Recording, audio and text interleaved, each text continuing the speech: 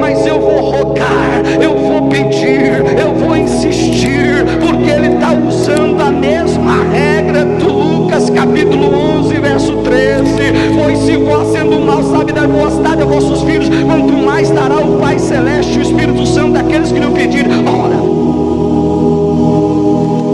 você serve a um Deus que te salvou, te libertou, te deu vida, te regenerou, te transformou, te justificou, te salvou. Esse mesmo Deus que fez tudo isso em você, e o Espírito dele habita em você,